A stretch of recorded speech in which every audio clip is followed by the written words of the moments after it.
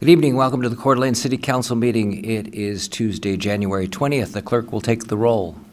Gabriel. Here. Miller. Here. Evans. Here. Wood. Here. English. Here. Very good. Tonight we have an invocation from John Padula from Set Apart Discipleship. Everyone please rise. Council members, Mayor, thank you for allowing us to do this. If you'd bow your heads with me, let's pray. Father, we want to thank you for being faithful and merciful in all of our lives, and we thank you for the City of Coeur d'Alene. We thank you for our council members and our mayor. And tonight, God, I pray that you give them divine wisdom to make decisions with administration and finance and budgeting. And God, we also lift up our Coeur d'Alene City Police and our firefighters. Thank you for their service. God, I pray that you protect them and their families. And for Councilman Scheckler tonight, as he takes his oath, God, I pray you to anoint him to serve this community well. We thank you for being so faithful in all of our lives, and we pray you be exalted in Jesus' name. Amen. Amen. Thank you. Christy, could you lead us in the pledge? I pledge allegiance to the flag of the United States of America and to the republic for which it stands, one nation, under God, indivisible, with liberty and justice for all. Item D, amendments to the agenda. Council. Mr. Mayor, I'd like to amend the agenda to make item F2, appointment of Dan Scheckler to Council Seat 3, an action item. As required by law, as it was inadvertently not labeled as such, an emergency is declared because this action is necessary in order for the city to complete its agenda with a full council.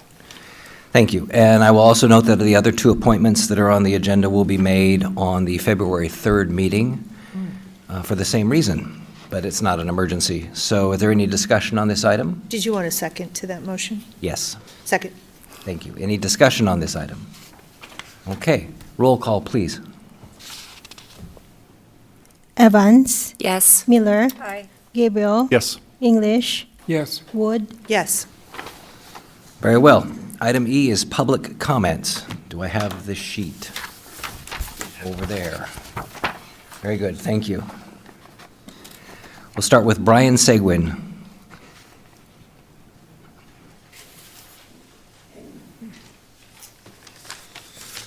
Excellent. Good evening, councilors, including soon-to-be Councilor Mr. Scheckler. Again, my name is Brian Seguin, and I am reading the following, drafted in part by Committeeman Tom Sanner on behalf of the Kootenai County Democratic Executive Committee. The City of Coeur d'Alene is a community founded on principles of integrity, respect for the rule of law, protection of children, and the dignity of all people. Civic and political gatherings held within our city reflect the values we choose to elevate and the standards we expect of those granted a public platform.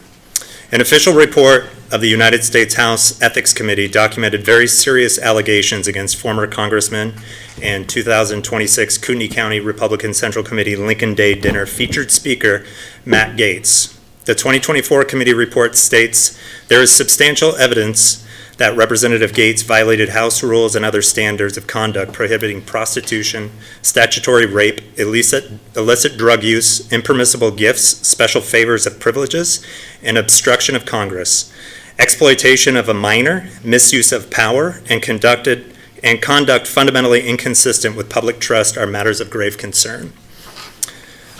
Those findings, regardless of political affiliation, shocked the conscience of many Americans, undermined confidence in public institutions, and caused disturbing harm to victims whose voices deserve respect and acknowledgement.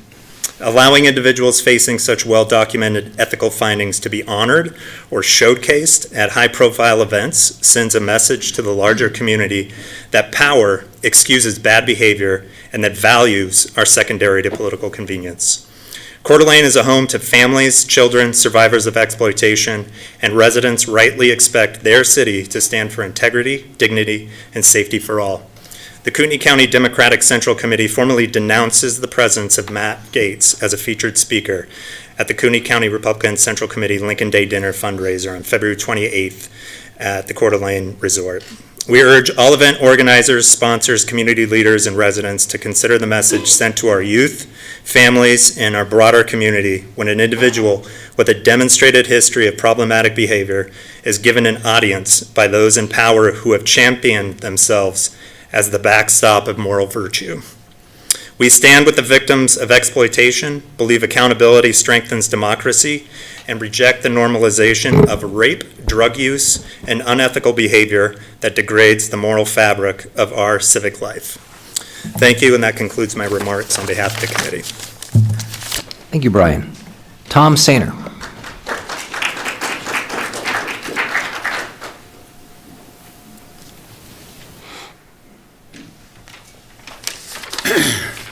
Mayor, council members, I want to try and explain what truly troubles me, not as a political argument, but as a moral one.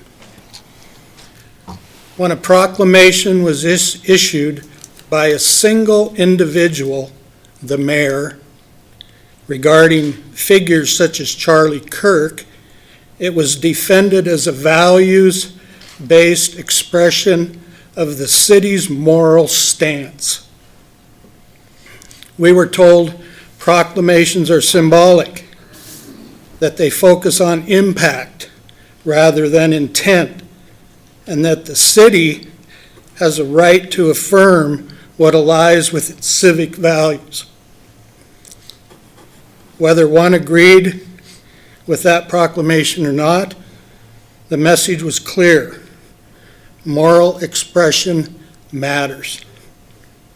But when residents raise moral concerns about Matt Gates appearing at a prominent local fundraising event, the response changes. We are simply told they can invite anyone they want.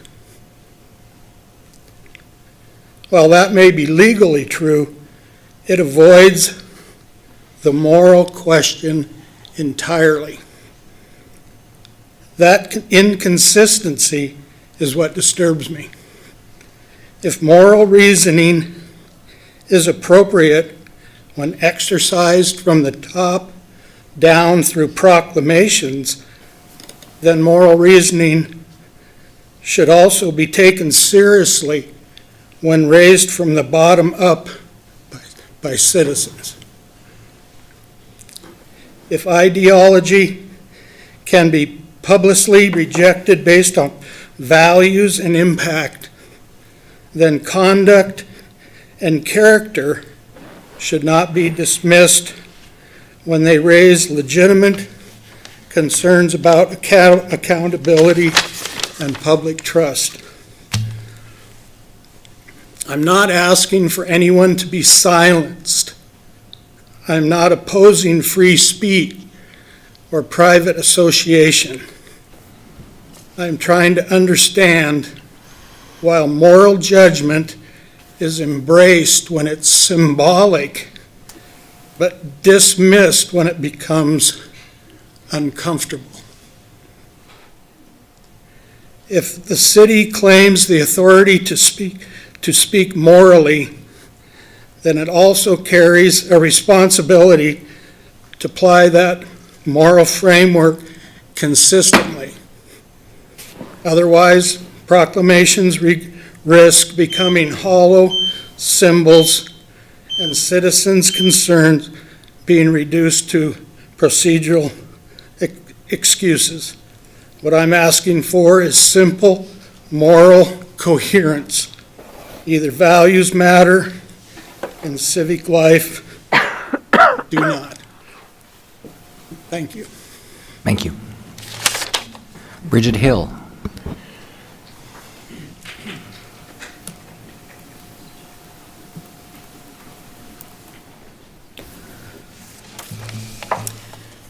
Good evening, Honorable Mayor and City Council members.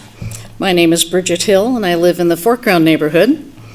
I spoke with you 2 weeks ago concerning Republic Services' decision to eliminate alley trash collection for certain households in the Foregrounds.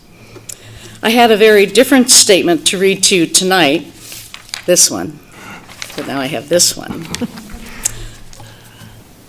I was planning to share that we still didn't have alley trash pickup, hadn't heard anything from Republic, and that we were still concerned about the contract breach. However, around 11:30 this morning, our neighborhood email group received information that Republic will start to service the alley again as soon as marked items causing interference in the alley are removed by the neighbors. This is a move in the right direction. In fact, it is right down our alley. Garbage gate, as neighbors have started to refer to our trash talk, may soon be a thing of the past and get put into the Dipsy dumpster for good. I'm sorry, but I had to do it. Seriously, though, we will stay in touch with you as things progress towards a solution. And we hope to hear from the city about a timeline from Republic. It seems like Republic has the obligation to send a notice to the city regarding the remediation that needs to be done in the alleys, and then the city needs to alert the affected homeowners and give them a certain grace period to have the work done. And during that grace period, Republic should be obligated to continue trash service as it has been for the last 50 years. And thank you for your attention to this matter. Gabe Eckert.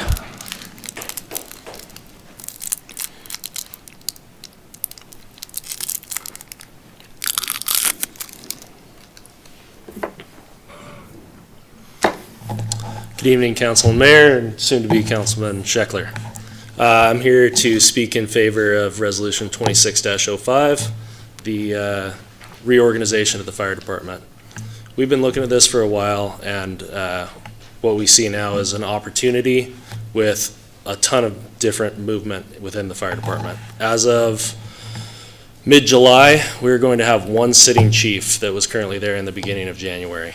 We have the opportunity to do a restructure. We have the opportunity to put new people in those positions, change the positions around, and really delineate the chain of command. So I'm asking you to support it. It's a great opportunity, the timing's right, and the local supports it. So thank you very much. Thank you, Gabe. Dylan Hughes.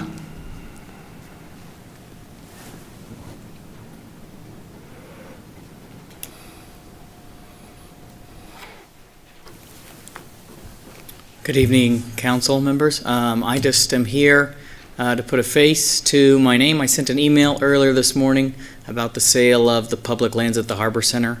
I just wanted to reiterate that I think the city should explore it, as it could be a viable option, selling some of that property and bringing in funds that could help transform the rest of the area.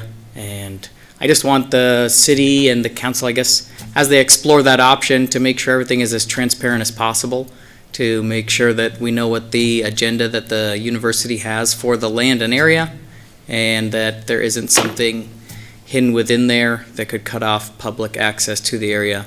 Me and my family currently use that trail system all the time to go from the Croc Center to downtown, so we are frequently in there, and it would be terrible to miss out on that. So that's all I have for you guys. Thank you. Thank you, Dylan. And Ken Murphy.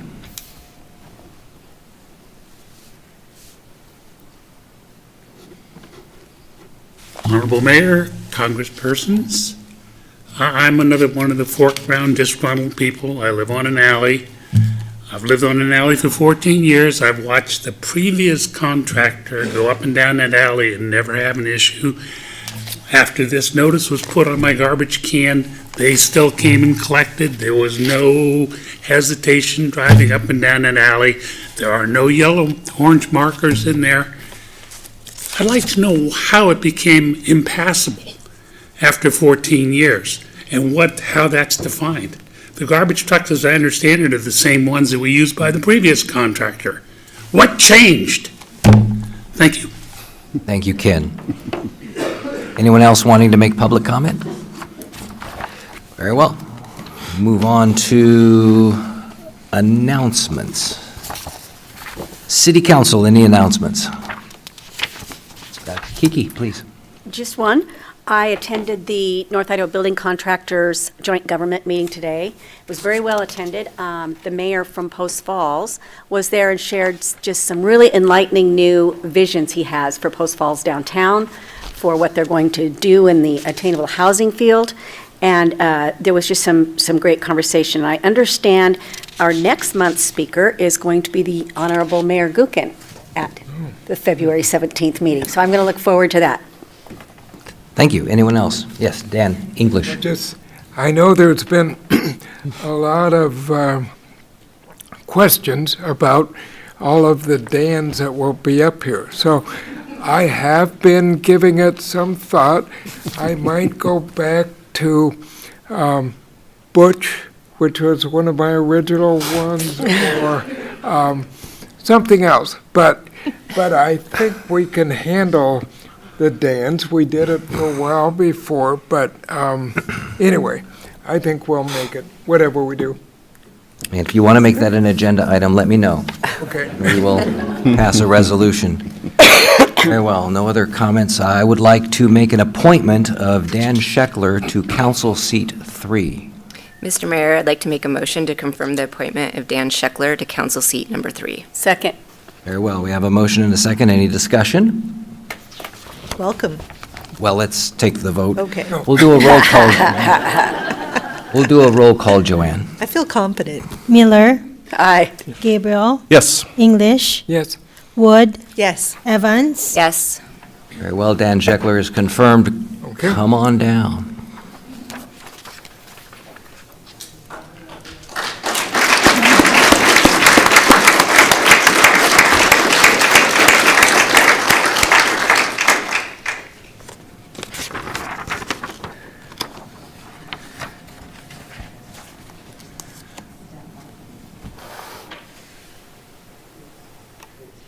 Right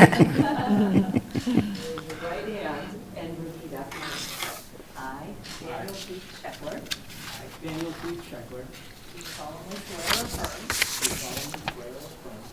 That I will support the Constitution of the United States. That I will support the Constitution of the United States. The Constitution and laws of the State of Idaho. The Constitution and laws of the State of Idaho. And the ordinances of the City of Coeur d'Alene. And the ordinances of the City of Coeur d'Alene. That I will faithfully discharge. That I will faithfully discharge. All of the duties. All of the duties. Of the office of City Councilor. Of the office of City Councilor. To the best of my, according to the best of my ability. According to the best of my ability. So help me God. So help me God. Congratulations. A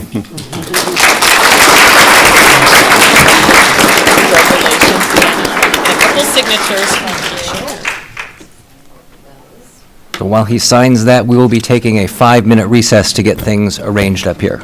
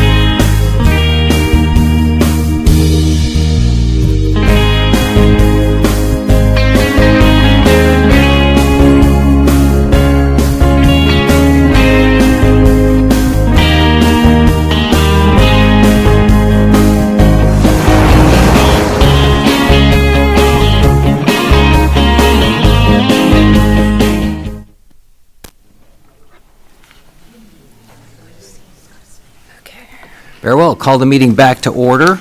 We'll pick up where we left off, which is the vacancies. I will be not making these appointments this time. I did want to announce that there are vacancies on other committees. Some of these vacancies have specific requirements to be filled, but I thought I'd let you know about them anyway. We have 4 vacancies on the Arts Commission, 1 on the Coeur d'Alene TV Committee, 1 on Historical Preservation, some on the Parking Commission, but that's not here or there, 3 on Ped Bike, and 3 on the Personal Appeals Board, as well as 1 on Urban Forestry. You can go to the city's website at cdaid.org and find the applications for these under their very categories. It's kind of complex to describe, but those are available. Let's move on to item G, the consent calendar. Mr. Mayor, I'll make a motion to approve the consent calendar as presented, including resolution number 26-004.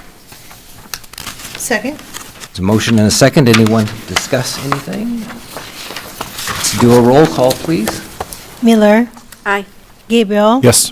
English, Yes. Wood, Yes. Evans. Yes. Scheckler. Yes. Very well. Item H1 is Resolution 26005, which is approval of amendment number 1 to the agreement between the city and the Coeur d'Alene Firefighters Local 710 International Association of Firefighters, establishing a division chief rank and compensation, as well as the proposed reorganizational structure of the department. Staff report by Tom Greif, our fire chief. Thank you, Tom. Good evening, Mayor Gookin, members of the council, and welcome, Councilman Scheckler. So tonight, thank you for the opportunity to come before you and explain the staff report that you have in front of you this evening. Thank you to President Eckert for being here and supporting this resolution. And with that, I will dive in here. So should the City Council approve the proposed amendments to the Coeur d'Alene Local 710 Collective Bargaining Agreement establishing the Division Chief rank compensation, as well as the proposed reorganizational structure.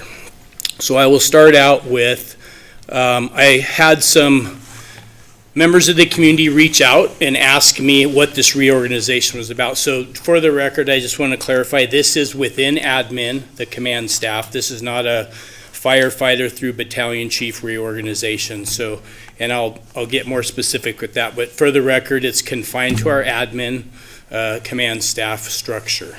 So with that, this is our current organizational structure. So I want you to disregard the admin assistant positions over there on the right. And what you currently have is you have a fire chief, you have 2 deputy fire marshals in prevention. They're both within the collective bargaining unit and are represented employees. And then drop down to the deputy chief ranks. Those are exempt positions. We have logistics, training, and operations, and below the training deputy chief is our current EMS officer, which is vacant. That position has been vacant since July, and so we have the training chief, Bill DeRuyter, doing both of those jobs right now. So we're really eager to move forward with that. That is the position that drove us to looking at this reorganization early on. So the proposed organizational structure, would include the fire chief, a fire marshal, so that would be, we would still have 1 deputy fire marshal, we would include a fire marshal, so that would be an exempt position, so that's different from the current model. We would move to a true assistant chief, and I'll dive into that in just a minute. And instead of having deputy chiefs, we would create 3 division chiefs, logistics, training, and EMS. The proposed reorganization within the fire department, like I said, is just defined within administration. There is no cost savings, so we did not bring this forward with the motivation that there would be a cost savings for the city. Timing and opportunity is what's driving this tonight. I typically would not come to you in the middle of a budget year asking for the cost analysis of that $56,000, but the timing with the vacancy of the current position and the upcoming retirements of myself, our operations deputy chief retired last Friday, and our training chief will be leaving in July. So lots of turnover, like Gabe said. The opportunity is here. to make some organizational structure changes, and it's much easier to do that when we don't have those positions currently filled. We're not asking for any additional staff or FTEs to accomplish this reorganization.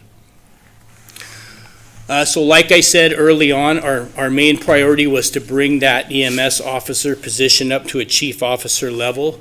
And the reason for that is that position oversees a major division in our fire department. It's at least 75% or more of what we do on a day-to-day operation, calls for service.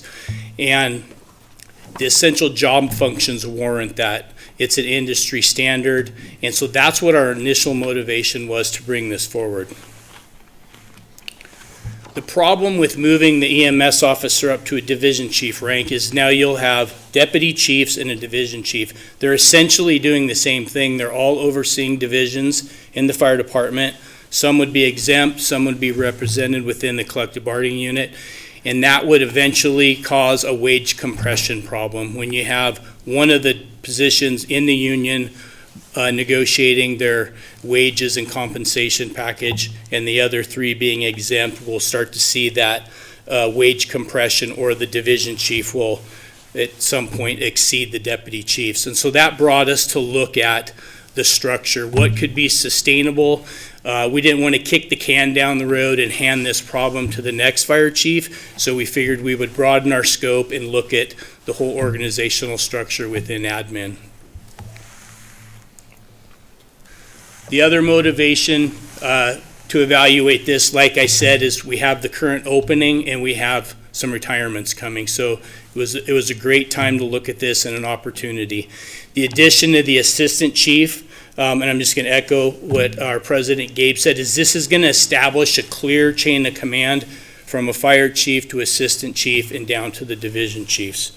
The three division chiefs would include, like I said earlier, EMS training and logistics, and those would fall within the local 710 collective bargaining unit, and they would be represented positions.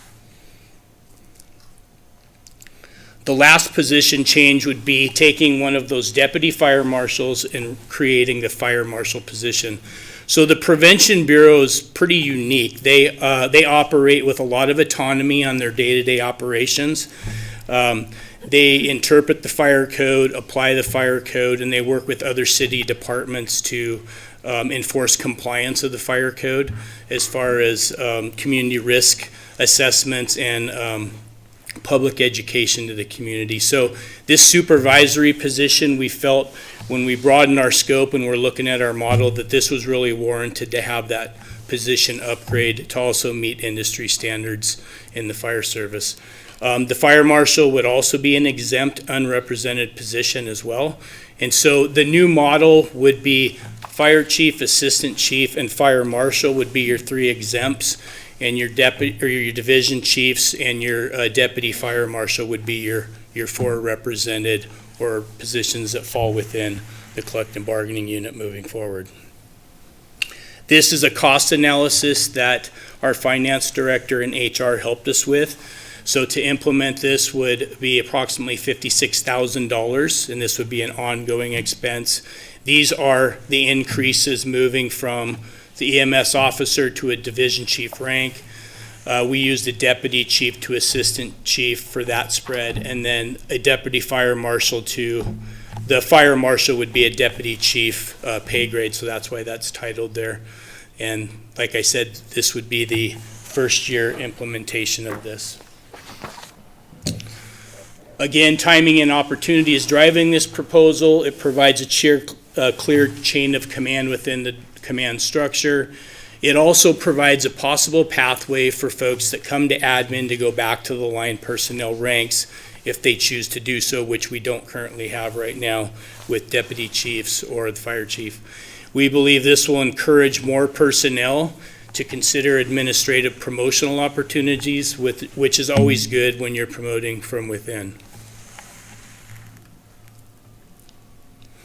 And so I would recommend that the City Council approve the amendments to the Coeur d'Alene Firefighter Local 710 IFF CBA, establishing a division chief rank and compensation, as well as the proposed reorganizational structure. And I would stand for any questions. Thank you, Chief. Is this new organization typical for fire departments? Typical wouldn't be the word. So I reached out, and of course, you have an array out there. You have fire department, depends on the size. So the larger departments have more layers. So I tried to reach out to departments of like size, and I found that it was important to have that exempt layer. And when I met with Councilwoman Wood, we talked about the progressive discipline, internal investigation part that happens, and that would still retain that in that assistant chief, fire marshal layer. That's important to have that within your structure. Very good. Questions for the chief? Christie. Well, thank you, Mr. Mayor. Really just comments. First, I want to sincerely thank you, Chief Greif and Gabe Eckert, for the time that you spent with me on this reorg. Originally, I was concerned about there wasn't a clear delineation that I could see originally between the union and the exempt that would deal with discipline. So we have spent a lot of time on that. I'm very comfortable now that I've been assured by you that if there is progressive discipline, and I'm not talking about coaching, daily coaching, I'm talking about actual discipline, letter of reprimand, days off without pay, all the way up to termination. Any of that personnel issues would be handled by the assistant chief and by yourself, and it wouldn't be, the union would be in their proper role of representing their members. And so I feel very comfortable with that now. The other part of it was bringing up the EMS. I think that's wholly appropriate. When we originally created this position, it was during COVID, and that person was really assigned to manage federal grants. But that job has exploded in duties, and so I think that's appropriate. I've never been really, even as much as we harp on managing our budget, I haven't been concerned about the $56,000 because I believe in paying people for the work they do. And if you have one person in the union and the other is excluded from it, they're not going to get the overtime, but they're out on the call. And so you have two people doing the same duties and they're not being paid equally. So that wasn't a concern to me. It was really just that clear delineation because, as the mayor asked, the model is not the norm across the nation, but it doesn't mean it won't work. And so I do appreciate the time that you spent with me on this, and I no longer have any concerns. Yes, Kenny. So two things. First, the EMS officer position started long before COVID, where Mr. Greif was the first EMS lieutenant we had way back when. And the only reason I say that is because there's two positions in this that are getting brought back. One was the fire marshal. Gwen Lopper was the fire marshal for quite a while, but as the department changed, we had to make changes as well. So, as I hit the microphone.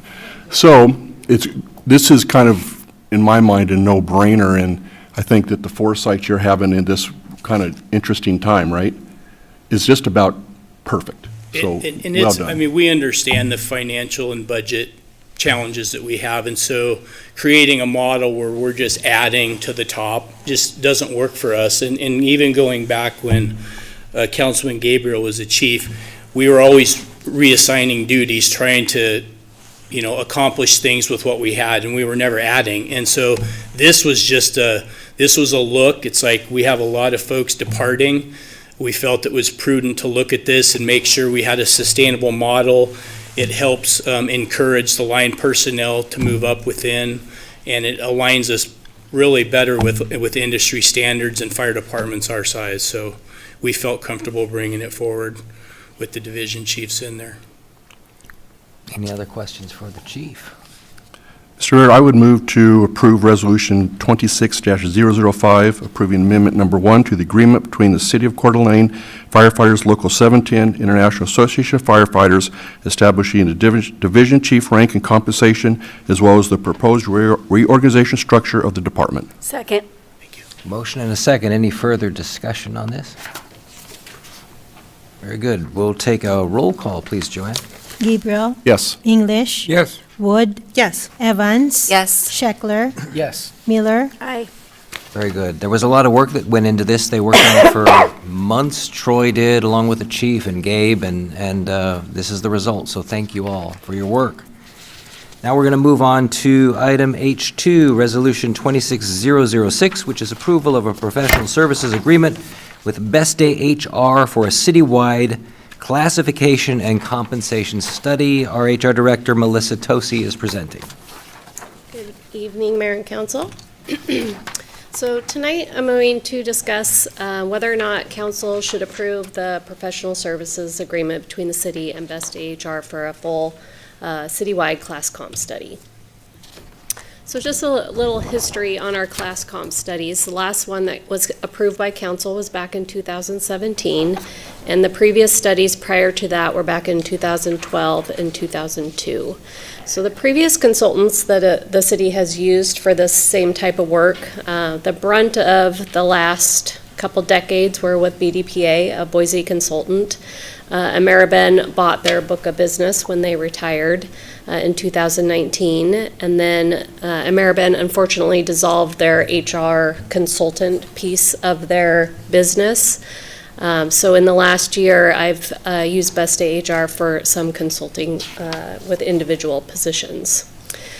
So when you start to get close to a decade from a full study, it does begin to be difficult to just review individual positions. So it really benefits us to do a whole look at all of our positions. We currently have 22 pay grades in our general pay plan, and that's about 100 classifications that 400 of our employees fit into.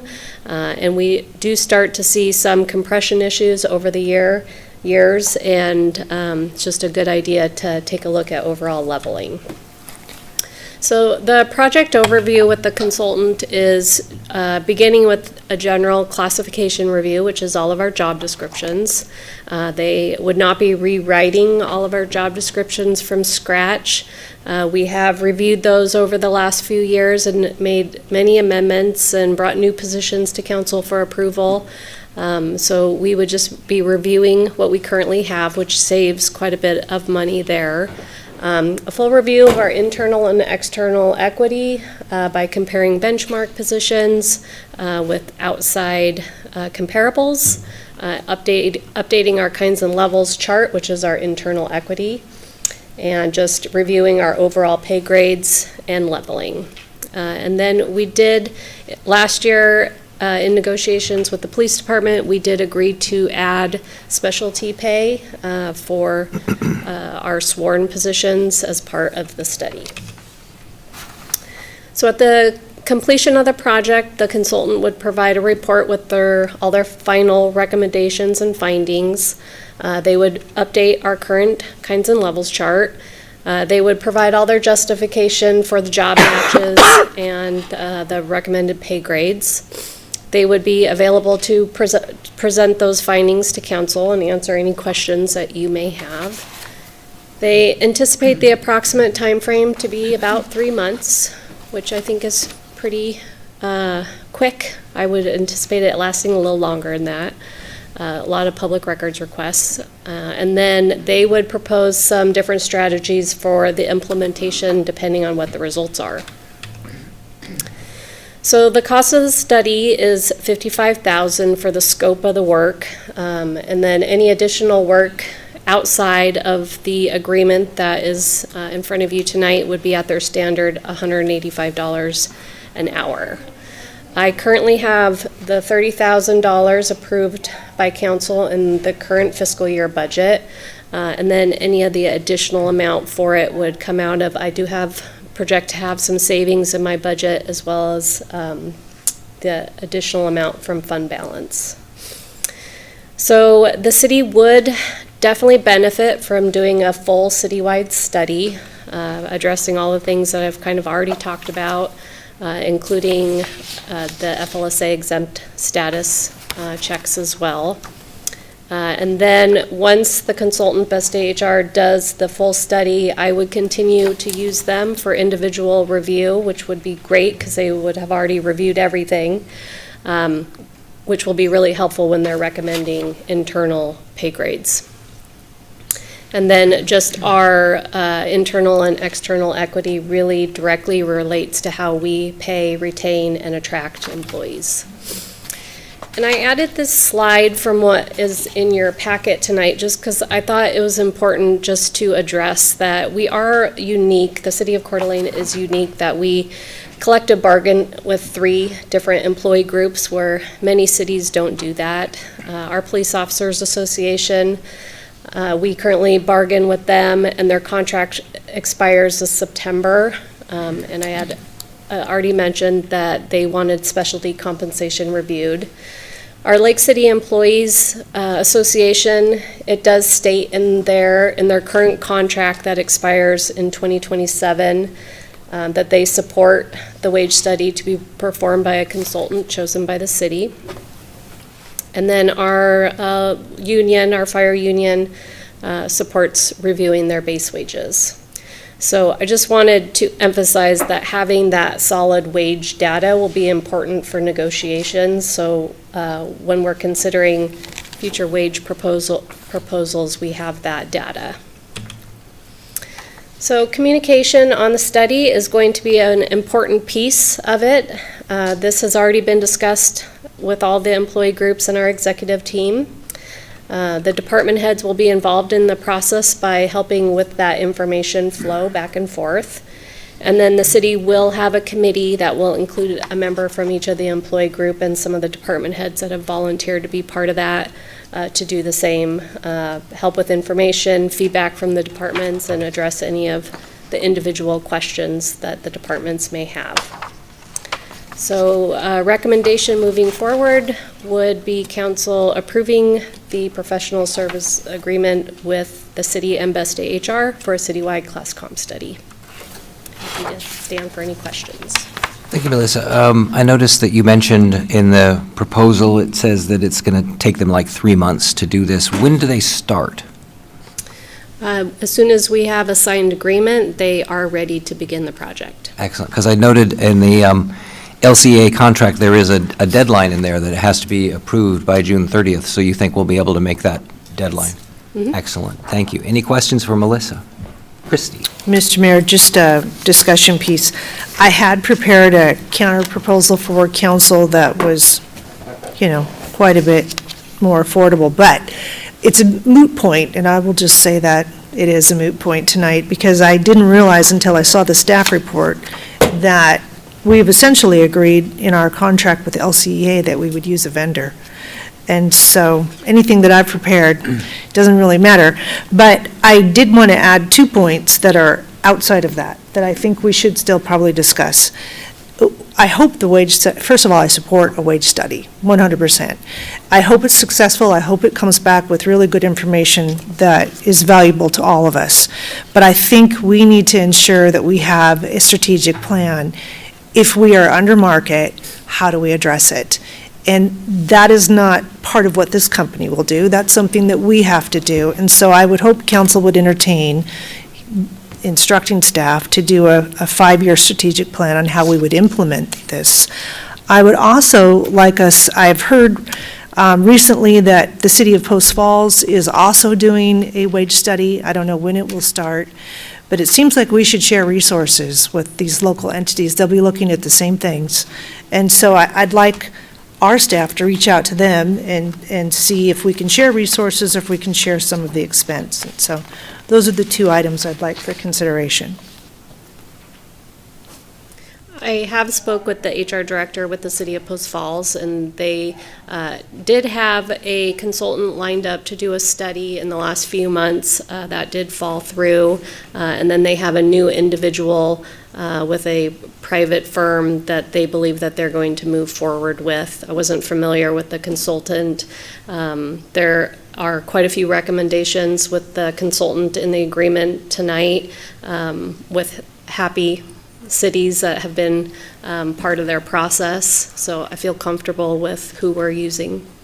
But I agree, it is a lot of the same data, and Post Falls is geographically in our area that we would include in our market data as well.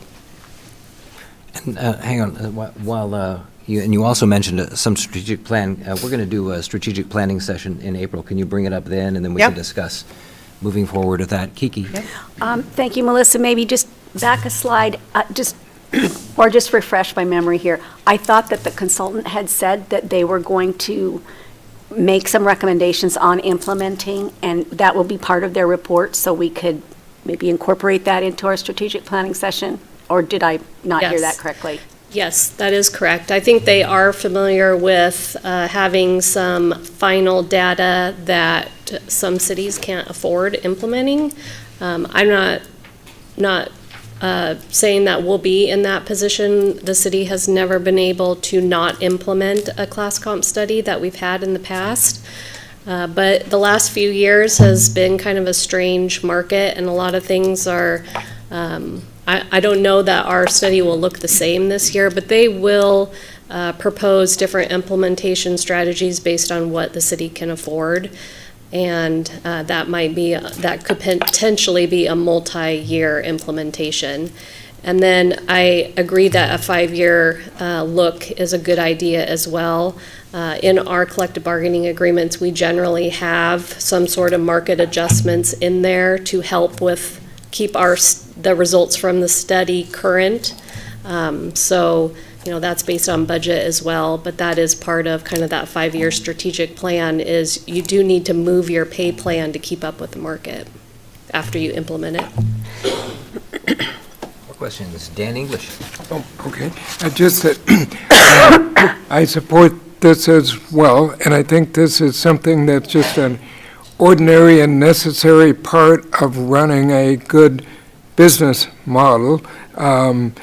And so, yeah, you got to do this, and it's in the span of our, kind of personnel costs, cosmos. This isn't a large amount, but again, like I say, it's something that's necessary to keep us, up with the market, and we have to have information and be aware, and stuff changes a lot. So I think this is a reasonable thing, so appreciate it. Dan Scheckler? Thank you. I saw that the scope did not include benefits or bonuses or total compensation analysis, that it's exclusively focused on base salary and wages. Can you help me understand why that is? Yes, and there are some pros and cons to that, and we have generally had benefit information included in previous studies.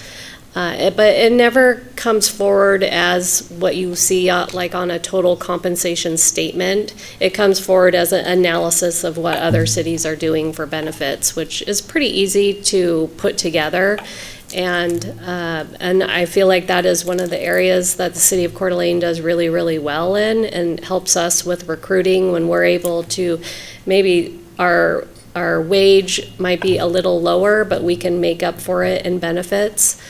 So we decided to not include that part because I feel like it's pretty easy to put together, and it hasn't really been incredibly beneficial in the past, the way that it comes from the consultant. But I do feel like we are definitely ahead in the benefits comparison. Did I answer your question?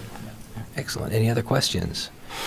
Okay, so Christie, you're withdrawing your alternate motion then? Yes. Okay, so we'll be skipping over that. We need the main motion, a motion.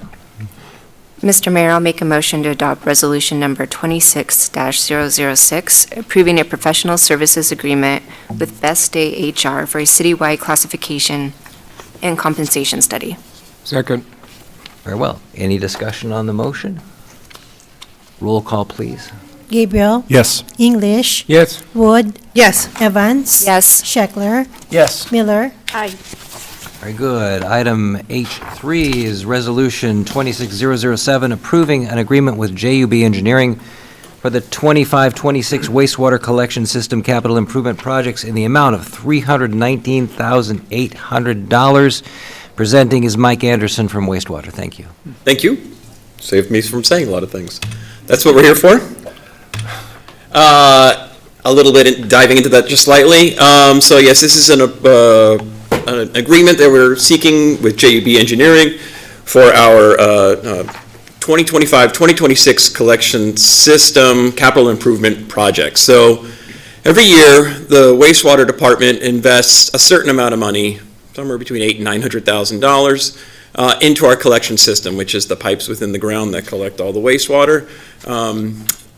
This is, believe it or not, your crown jewel. This is the singular most expensive asset that the city has. So we like to put money into it, even though it's underground and nobody thinks about it, but every once in a while we got to remember it. So this contract is for $319,000, as you mentioned. Worth noting, though, that JUB, last year, the wastewater department went out for requests for qualifications for engineering firms. And there were like 5 or 6 firms that submitted their qualifications, of which JUB was selected by our panel. That's good for 5 years. So, lost my notes, sorry about that. What is this project? So Mill River Lift Station is, we have various lift stations throughout the city, mostly on the hinterlands. The wastewater treatment center or plant is at the bottom of the bowl, if you will, of the city. So everything kind of flows there via gravity. Just on these outlying areas, we have to have these lift stations that pump wastewater up over, and then once it clears that hill, it flows downhill to us. So if we've already got a lift station, why are we dumping money into it? So this is a planned, phased lift station. We knew when we originally installed this lift station, the area that it services was going to grow, but as you can imagine, building the lift station to full build-out would not have been appropriate either financially or operationally. So what we did was started, and knowing that we were going to have to upgrade this lift station, we collected a lift station surcharge from anybody who was discharging into this. In that way, the entire city wouldn't have to pay for it, or in this case, it looks like they're going to shoulder less of it. But the people who were actually utilizing the lift station would end up paying for it. So this project has already been designed and engineered. This contract is for engineering construction management services. So I'm going to show you quickly what it is that we're going to do. I don't know if you can still hear me as I walk away from the mic. This is Grand Mill Lane, and this coffin-looking thing right here in the middle is our lift station, and surrounded by beautiful houses. So you would never know that there's a wastewater lift station right there. We've got a pipe running from the north here, this skinnier green line, and one from the south as well. What we're going to do is twofold. The main area is to increase capacity, but we're also going to help with the serviceability of it. Just south of this is the river. So we want to make sure that any kind of wastewater issues we're having do not go into that river. So I try to, you can see my wonderful artwork. Sidebar, everybody's presentation was beautiful. I realize I really need to take a class on PowerPoint, but bear with me. I drew this line in here. So what we're going to do is take this line from the north and put a few manholes in, but reroute it and bypass around and then tie here into the south. So what that's going to allow us to do is all the flow will enter from the south, no flow will enter from the north. If we had to get into this lift station right now, we couldn't. You couldn't bypass pump in there. Maybe you could, but it would be very, very difficult. What this will allow us to do is to put all the flow will come in from the south, and we can put a little plug in the line and keep flow from entering into the lift station, and basically utilize the new manhole as a small temporary lift station. And it'll bypass over to a valve vault that we'll have over here that needs a little bit of work. And that allows us to get in there, and in the bottom of the lift station, it's not fancy, but it's just a concrete cylinder, and the bottom of it, the pump sits in there, and that pump kicks on, kicks off, and it rocks, and sometimes you got to go in there and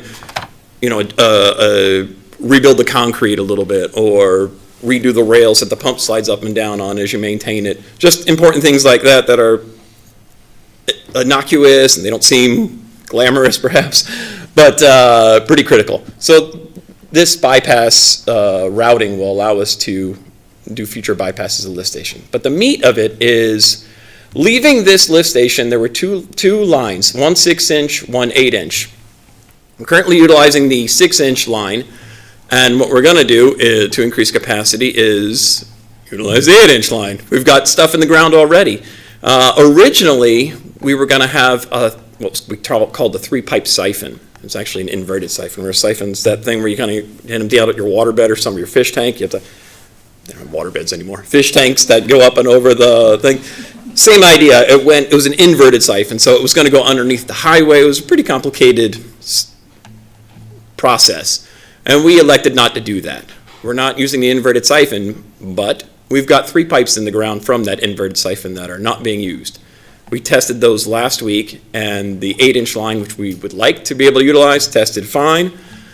So we're going to be able to utilize this existing infrastructure in the ground. So if you know where this is, it's over on, what is that, Atlas, I believe. The lift station pumps from there clear down Celtice all the way to the Honda dealership. So quite a long run of pipe that we don't have to replace. So it's saving us quite a bit of money by being able to reutilize that old infrastructure. Thank you, Sid. So the money breaks down thusly. It's pretty exclusively to the Mill River lift station project. Project management is administrative type stuff, meetings and whatnot. Most of that is the construction management services, where you've got an engineer with boots on the ground, and they're making sure everything's being done as was intended, and the alignment works, and it's pointing downhill. The management reserve is something that we typically build in, and it's if something weird happens, like, oh, we've got to reroute this such and such, or you saw if you've been by there, you'll notice it's quite a nice looking lift station. If we were to knock down an extra tree that we weren't planning on knocking down and we had to put in a new tree or whatever, this would actually pay for the engineering of a tree, I guess. But if there's an engineering required. If there's not, then we'll come in under.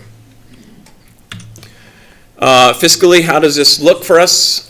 We allocated, like I said, $900,000 this year in our budget that you guys passed later last year. This is $300,000, so it's going to chew in quite a bit to the amount that we have available. Last year, however, we underspent our budget by $300,000. So it's anticipated that between the $900,000 we have budgeted this year and the $300,000 we underspent last year, we should come in with the engineering and then obviously the actual construction work. That'll be the expensive part. We're hoping to come in underneath those two, when you add those two together, that $1.215 million. Also worthwhile noting here, you'll notice that that Mill River Surcharge Fund, it's up to $419,000, so that hasn't been spent yet, and that'll obviously take a nice chunk out of this. That is required to be spent on this project. And as well, anybody who continues to come in and utilize this lift station will continue paying for that, because obviously we're going to spend more than the $419,000 we collected. So we'll continue paying into that in perpetuity. Well, until it's paid off, I guess. So again, we'll be looking for your approval of this JUB Engineering service agreement for $319,800, and I would stand for any questions you might have. Any questions for Mr. Anderson? Yes, Dan English. Oh, thank you, Mr. Mayor. I think I've got a pretty good idea, but I don't know if you have a map that can pull out a little, or just to really describe where that is. You said it's so well camouflaged. I probably drive by it every day. I don't have a map. Do you want it?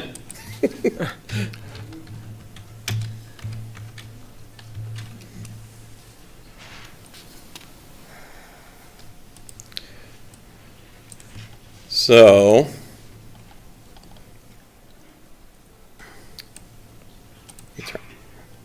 turn that on. So, I don't know how to get, maybe, Google, you're so demanding. They'll probably be very mad if I switch. Oh, don't switch, thanks. So I was looking for the Honda dealership. It looks like here we are. It's down over here. The Honda dealership is over here. So there's a force main that runs down Celtice Way, all the way down through over here, and if we were to zoom in a little bit, there's our coffin right there. So to zoom out a little bit, as far as impact to the neighbors and things like that, Councilman English, these neighbors will be impacted as they exit and enter through their entrance up here. We'll be doing some work in this lane in here, so they'll be leaving traffic control, but it should be relatively limited to that community. And as I mentioned, the big pipe that we've got running down the middle of Southeast Way is not needing to be, it's in fine shape. So that'll certainly help out as far as traffic is concerned. Great, thanks. Other questions? Mr. Mayor? Yes, So Kristen. I had the same question, so thank you, Councilman. Just curious, when does it start and when does it stop? So we're hoping to go out for bid in March. And if that works, we should be getting in there by May or so. And we're anticipating being done this construction season for sure. Asphalt on the ground before the asphalt plant closes. Thank you. Very good. Yes, Kenny. Thank you, Mr. Mayor. And this was part of your overall strategic plan, correct? Correct, yeah, well, we've got several of them. But it was definitely one that we knew was coming, and as well, obviously, collected some monies for it. More important, I want to thank you for making something that's not fun sound fun. So thank you very much. Great presentations, as usual. One of these days, you're going to stop saying it's not fun and be like, yeah!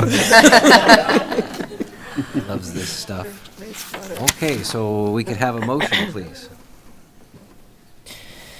Let's see. Mr. Mayor? Oh, Yes. I would make a motion to adopt resolution number 26007, approving an agreement with JUB Engineering, Inc. for the 2025-2026 wastewater collection system capital improvement projects in the amount of $319,800. Second. Motion is second. Any further discussion?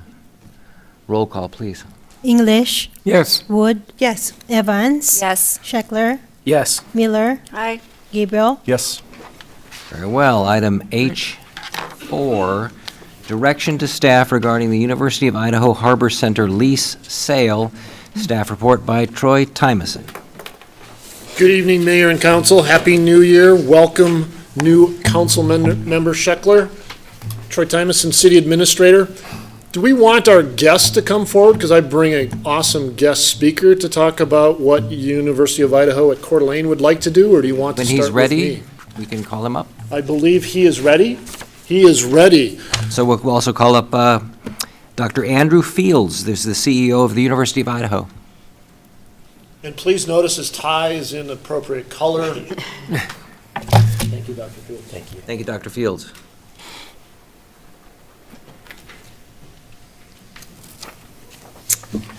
Mayor Gookin, members of the City Council, hello, good evening. I'm Andy Fields. I'm the CEO for University of Idaho Coeur d'Alene, and I'm joined by some of my staff here, David Knife, who's our Facilities and Operations Manager, Kiara Johnson, who's our Administrative Coordinator, and Jake Geringer, who's our Director of Strategic Engagement. And I wanted to start off real quick with just kind of sharing the University of Idaho's vision, which is to prepare students to thrive by reimagining experiential learning and transforming how and where education is delivered. We will drive economic growth and improve quality of life through strategic partnerships and impactful research. And our presence here in Coeur d'Alene aligns with our land grant mission, which is to serve the entire state. And we have over 75 locations statewide, and 3 of those are significant regional educational campuses. So there's Boise, Idaho Falls, and Coeur d'Alene. And we've been privileged to be part of the Coeur d'Alene Education Corridor Master Plan, and that shared vision is to establish a multi-institutional campus that is built on strong partnerships and provides high-quality academic opportunities, joint student services, and shared facilities and management responsibilities to the residents of North Idaho by capitalizing upon pooled demand and opportunities for synergy and efficiency. Future development will improve multimodal access, circulation, and parking for the Coeur d'Alene Education Corridor, adjacent neighborhoods in the waterfront. So, first of all, we'd like to honor the city's leaders' visions and wisdom and work over the many years that this has been in place. And we are grateful for the opportunities the city has provided for us to help serve our communities. We actively use the Harbor Center and the waterfront for research and education, and we wish to continue to be part of this vision. And anecdotally, we hear all the time from different people comments about how this vision, this education corridor, is amazing. It does not exist in most other communities. And it's a huge attraction piece for a lot of people. And every time we hear that, it deepens our appreciation for being included in this vision. So thank you for that. So we are here tonight we are requesting the City Council's authorization of the Gookin administration to enter negotiations with us for the possible purchase of the Harbor Center building and agreed upon land. We want to maintain Idaho's presence, the University of Idaho's land-grant university. We are the land-grant university and the only premier R1 research institution in the education corridor and the state. And R1 is the top 4% of the nation. And that's really significant, and I can't underscore that enough because we did it in Idaho by doing it the Idaho way, and we're in the top 4% of the nation. And I think that's something that all of Idaho should be really proud of as far as, what's been accomplished, because it took all of us. So a purchase would allow more effective stewardship of public resources, and we are excited to explore the possibilities. So a little bit of background. We've been offering courses in Coeur d'Alene since 1963. We've leased the Harbor Center from the city since 2002, during which we have grown accustomed to when the wastewater treatment plant is cooking up some fabulous smells. We're right next door. We appreciate that. Our lease is somewhat of a modified absolute net lease, where we pay for all operations and maintenance. So that includes landscaping, snow removal, fire suppression, et cetera. And our operation budget is approximately $250,000 annually. And we've also have made capital and safety improvements somewhere between $500,000 to $750,000 since we've been there. We house research, teaching, and community engagement. And I would like to also point out that IWERI, the Idaho Water Resources Research Institute, was revitalized and moved statewide due to our efforts locally. So we have a strong presence of IWERI here, but now they're also across the entire state. And IWERI was struggling when not too long ago. So proximity to the water docks allows for more water research. And I think Councilperson Evans actually came out and saw some of our citizen science programs firsthand out on the research boat, which was great. And IWERI now has state funding too, so they're doing some great work for water resources across the state. The education corridor location is valuable. It creates great synergies in Coeur d'Alene and in the education corridor adjacent to NIC, our whole metropolitan area.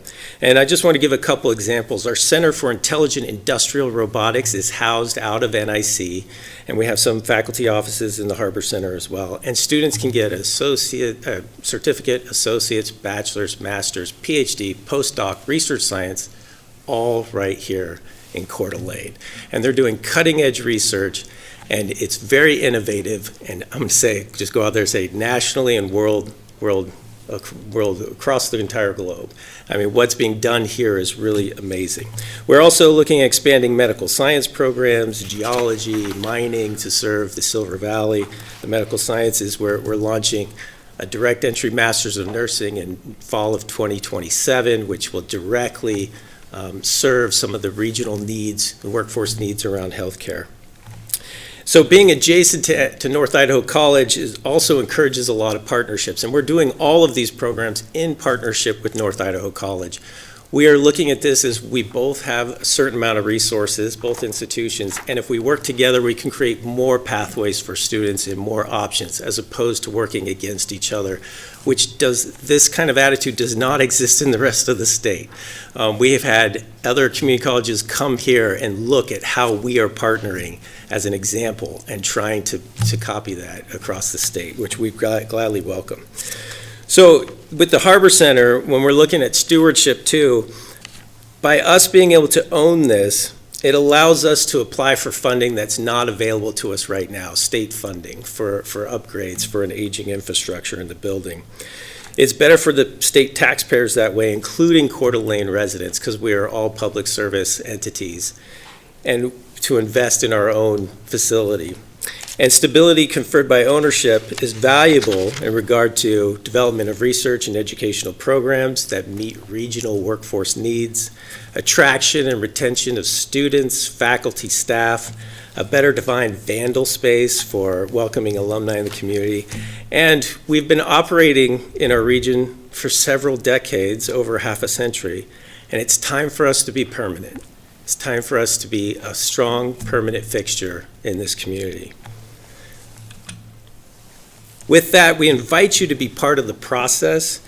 It's our position that your perspectives and ideas will strengthen a negotiated agreement, bring to light the things potentially that we had not thought about. And we welcome one-on-one meetings, property tours. You know, you can come see the bunnies that run wild. They're a huge attraction for a lot of people. And we would love to engage with council members in the negotiation process as acceptable by the mayor. And we'd be happy to conduct workshops with all or part of the city council. So in closing, we'd like to reiterate that we are simply asking to enter into negotiation for the possible purchase of the Harbor Center and agreed upon land. Your approval to discuss options does not obligate the city to do anything but discuss options with us. Finding solutions that benefit all parties involved is a top priority for us, and we would like to publicly express our gratitude to the city for the many years of support that has allowed us to support our citizenry together. So we are excited and appreciate to continue our partnership. And Mayor Gookin and members of the City Council, thank you for your time and consideration, and I stand for any questions you have. Anyone have any questions for Dr. Fields? Yes, Kiki. Thank you for that presentation. I'm just curious as to what your vision is, or if you've discussed this, how this information will be brought back to council in milestones or as the negotiations progress so that we know where we're at. Yes, thank you for that question. What we're envisioning is that we would sit down and discuss what the options are, get a third party to come do an assessment, an appraisal of land building, and then that we would discuss and try to figure out how things would progress. If we come up with an agreed upon proposal, then it would come back here for approval. It would also go to the State Board of Education for approval as well. Thank you. Yes. Yes. Oh, Dan you Sheckler. guys go ahead. You had indicated that ownership would confer stability. Is there a need for ownership as opposed to a 10, 20, 30, 40, 50-year lease? Could that stability come from a longer lease term? We could explore a longer lease. We have been in the facility for quite a while, and there are some significant improvements coming up that we could apply for state funds in order to address those needs. Our lease currently expires in June of 2028. So there's always opportunities, but we would love to be able to say we're a permanent fixture. Yes, Christy. Thank you. Well, I think you gave a great presentation, and I absolutely believe you are part of the education corridor, and that was purposeful and by design. You know, back in 2009, the NIC trustees purchased the 17 acres with the vision that you spoke of.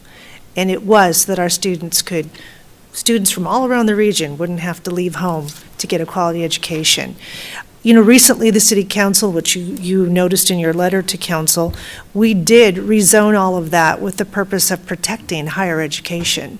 And didn't do it around our own land because it really wasn't necessary.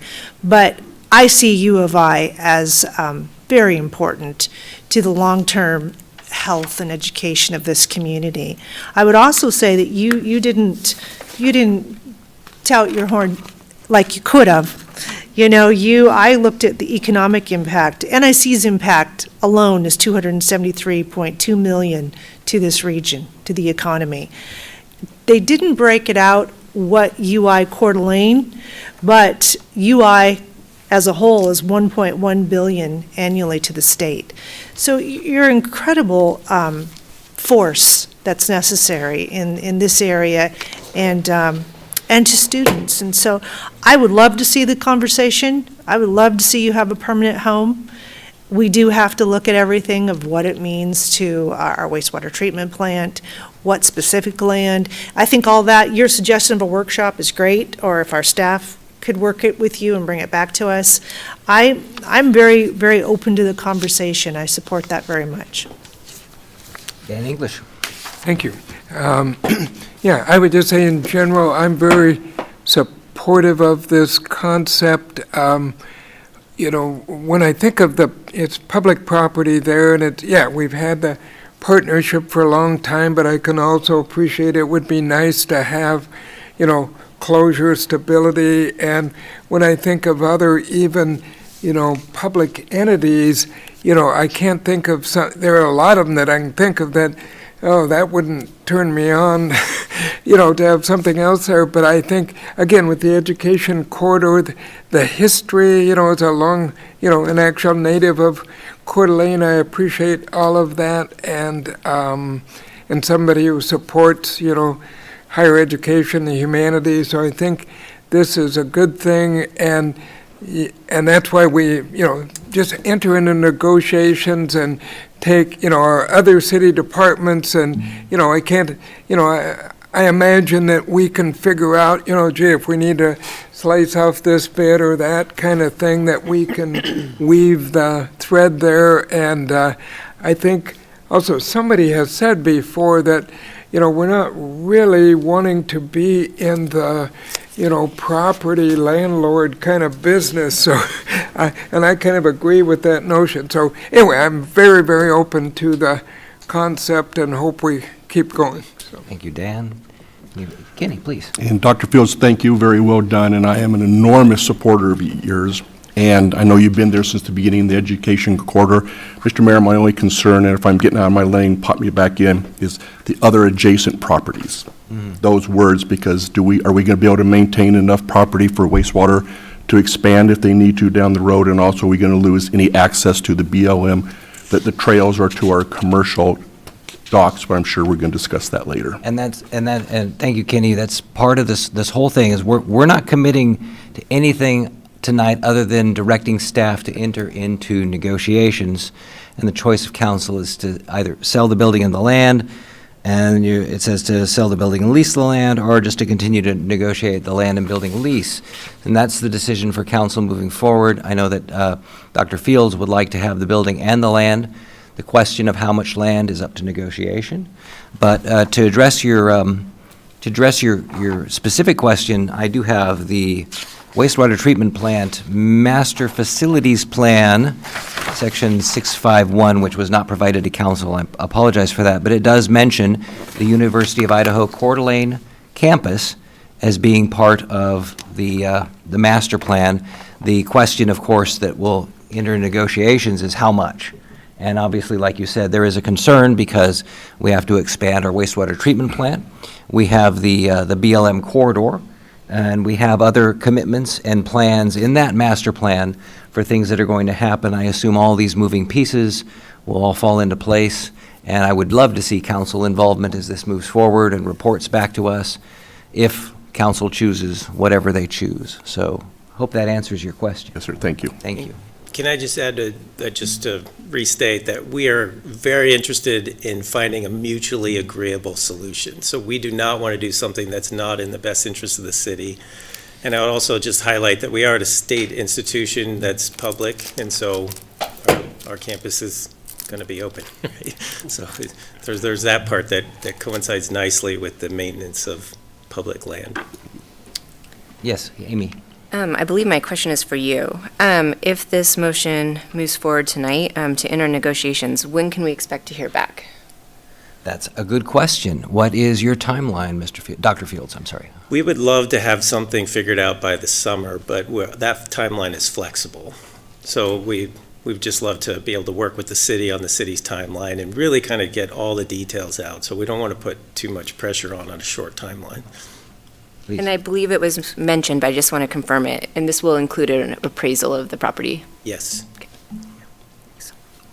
Yes. Mr. Mayor, if there's no further, there could be discussion after my motion. I'd make a motion to direct staff to negotiate the sale of the Harbor Center land and building, or to sell the building and lease the land, or to continue to negotiate a land and building lease.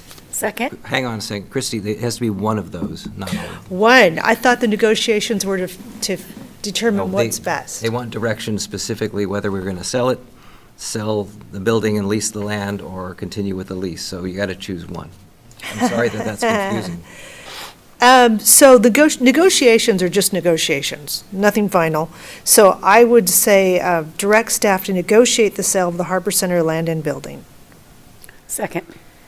Very good. Any further discussion on that or any clarification? Yes, Kenny. Randy, is that right? Is what right? I think what Councilmember Wood just I mean, said. it's up to council to decide what to do. Council could ask staff to look at all three options and bring back more information if you need more information, or we can do what the motion says and direct staff to do look at one thing. Amy? First, I think U of I is great, so please know that at the core.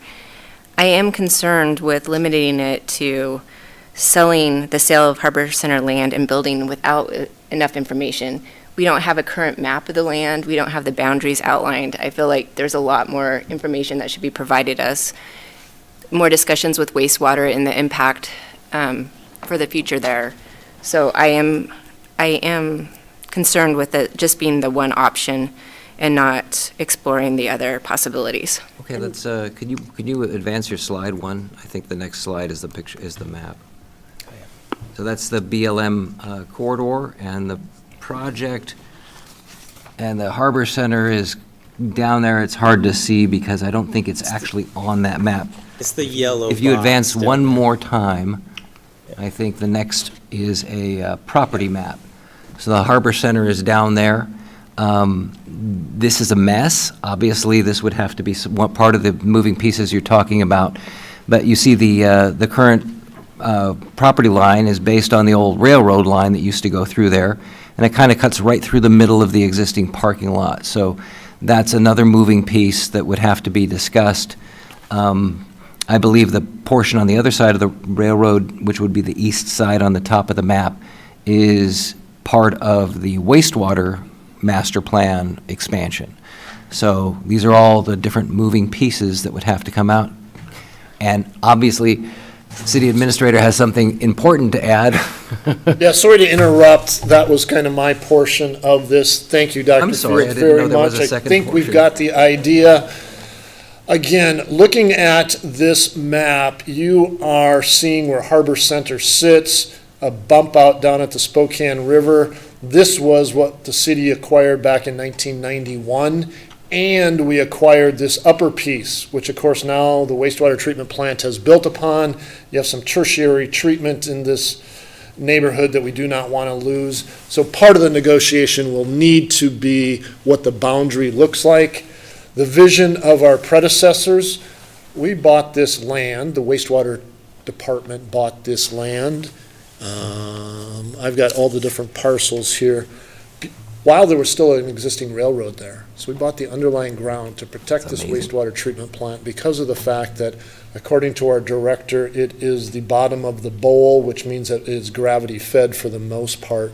We also acquired this land over here over time, and this is what the triangle piece was. So again, this began back in 1991 on acquisitions. The building that the University of Idaho is in is a very large building. It's approximately 29,493 square feet, and it is built literally on the edge of the Spokane River. And it is a building that they have maintained, and it has some very expensive pieces and parts that thankfully keep cooperating, like heating systems and elevators.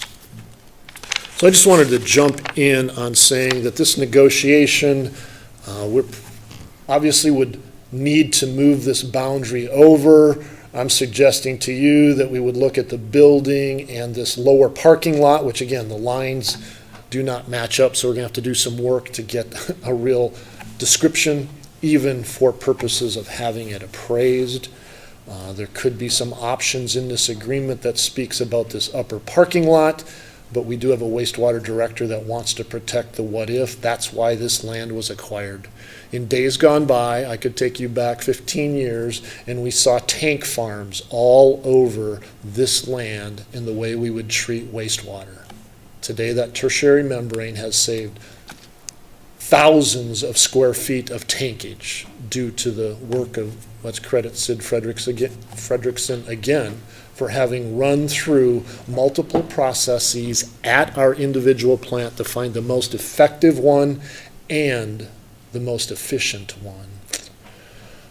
You also have tenants down here on Spokane River. The BLM plan on the land that they control is considered as the slide before.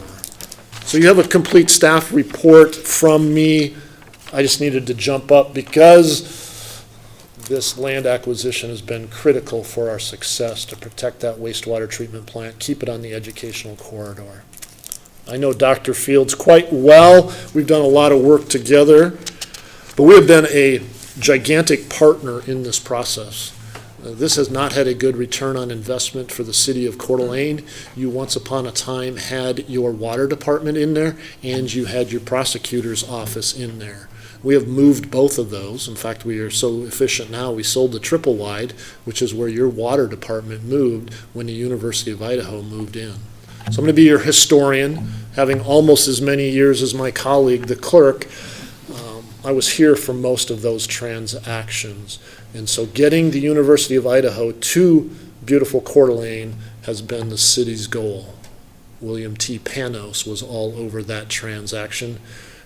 From my desk, it's not my favorite return on investment transaction because you saw what the lease rates are that they are paying, but they are maintaining the building, which has removed a lot of costs that the city would have endured. We really did not buy Harbor Center for Harbor Center building. We really acquired it for the land that sits next to the wastewater treatment plant. So it was a good purchase. What do you think we paid in 1991 for that building? Oh, let me tell you, a little over $3 million. That was a lot of money, and there was a marina there as well. We sold that to the Hagedon Corporation, and it moved out to Silver Beach. So again, a little bit of history on why, how did we acquire that, and the land that we protected. The general fund is about a 25% owner in Harbor Center building. The wastewater utility owns the rest of the land. Rough numbers, we spent a little over $600,000 acquiring this land over years back in the day. If we would sell some waterfront, anyway, bad idea. It's just been a great place to have the land and have control of it. So you have a complete staff report from me. We would like to protect the wastewater treatment plant and their master plan that's happening down there. Happy to work with University of Idaho. I would stand for any questions as I plowed through that quickly. Questions for Troy? Christie, please. Mr. Historian, you forgot the police department, but okay. Correct. I had a great office. Anyway, Troy, everything you've mentioned is something relevant, something we should absolutely consider. But wouldn't that be part of the negotiation? You would come back to us with what's appropriate, what we should consider. U of I might come forward with, no, we want you to consider this. So I think my original motion is probably okay. Yeah, It's just negotiation. Mr. Mayor, I seconded that original motion because that's what I thought we were moving into. And I think that the University of Idaho has expressed ownership in the building as one of their desires, and I think the city's aware of that. So I think that having the parties with our direction sit down and discuss how that option is going to work best for both of them is where we're at. And I was reading it as ors, as there were choices. My experience up here is that it often helps staff to be specific, that if you do say or, I don't know where you would end up with that, Troy, in the process of negotiations, or if you would prefer a little bit more direct input from council. Well, I think the opportunity to negotiate will confirm if University of Idaho is better off with owning the dirt under the building, or if a lease works into their game plan. So there's some things they need to look at. Obviously, the appraised value is going to be for a building, and the land is looked at separately. Part of it can continue to move forward. So with the original motion, it's still valid, I guess. It sounds like it. Sounds like it's still valid. Any other further discussion or questions on the original motion? Okay, Joanne, we'll do a roll call then. Wood, Yes. Evans, Yes. Scheckler, No. Miller, Aye. Gabriel, Yes. English. Yes. Okey dokey. We are at the adjournment. Any other further comments for the good of the order? Okay. All right, and then everyone needs to stick around because we're going to do a group photo at the end of this, which we've never done. Post Falls does it. It's about time we do one. So we'll do a motion to adjourn. Motion to adjourn. Second. Okay, all those in favor? Aye. We are adjourned. Thank you. Don't go anywhere. We're going to get the...